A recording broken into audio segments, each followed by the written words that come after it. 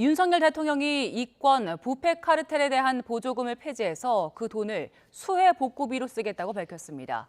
호우 피해 지역에 대한 신속한 지원을 위해서 특별 재난지역 선포를 서두르겠다고 강조했습니다. 취재기자 연결합니다. 이승배 기자. 네, 정치부입니다. 네, 윤석열 대통령이 수해 복구에 이권 카르텔 보조금을 쓰겠다고 언급했네요. 네, 맞습니다. 윤석열 대통령이 순방 이후에 첫 국무회의를 주재하면서 모두 발언에서 한 말입니다. 윤 대통령은 먼저 동유럽 순방을 마치고 귀국한 어제 경북 예천 산사태 피해 현장을 찾았던 얘기부터 꺼냈습니다. 순방 중 컨트롤타워 부재 논란을 의식한 듯 실시간으로 상황을 챙겼다고 거듭 언급한 뒤에 대통령으로서 마음이 무겁다고 말했습니다. 모든 가용 자원을 총동원해 구조와 복구, 피해자 지원을 속도감 있게 추진하겠다면서 조만간 특별 재난지역 선포를 하겠다고 했습니다. 들어보겠습니다.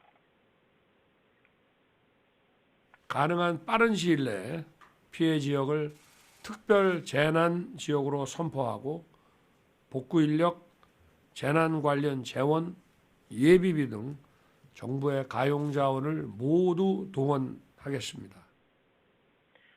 재난관리 대응을 강조한 뒤에 국민의 혈세는 재난으로 인한 국민의 눈물을 닦아드리는 데 사용돼야 한다면서 카르텔 얘기를 꺼냈습니다.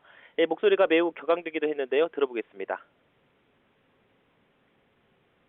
이권 카르텔, 부패 카르텔에 대한 보조금을 전부 폐지하고 그 재원으로 수해 복구와 피해 보전에 재정을 투입해야 됩니다. 앞서 윤 대통령은 신임 차관으로 임명된 대통령실 비서관들에게 우리 정부는 반카르텔 정부다. 이권 카르텔과 가차없이 싸워달라고 강조를 했고요. 민간단체 보조금이 지난 정부에서 2조 원 가까이 늘어나며 도덕적 해이와 혈세 누수가 만연했다고 지적하면서 이 또한 카르텔로 규정하고 보조금을 원점에서 재검토하라고도 지시했습니다. 이른바 수능 킬러 문항을 비판하면서도 사교육 이권 카르텔을 언급하기도 했습니다. 오늘도 카르텔을 언급하면서 폐지한 보조금을 수해 복구에 투입하라고 주문한 겁니다. 윤 대통령은 이와 함께 이번 집중호우로 인한 산사태는 그동안 경험하지 못한 종류였다면서 재난관리 체계와 대응 방식을 근본적으로 바꿔야 한다고 강조했습니다. 전례 없는 이상기후에 지금까지 해온 방식으로는 안 된다면서 중앙과 지방정부, 전문가들까지 참여를 해서 디지털 시스템을 만들라고 지시했습니다. 천재지변이니 어쩔 수 없다.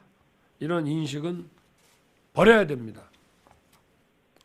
평소에도 체계적으로 작동할 수 있는 디지털 모니터링 시스템을 갖춰야 됩니다.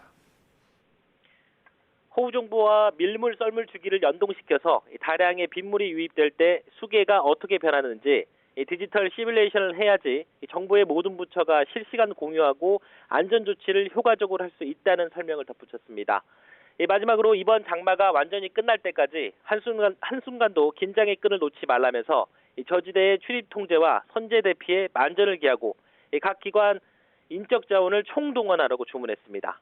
지금까지 정치부에서 YTN 이승배입니다.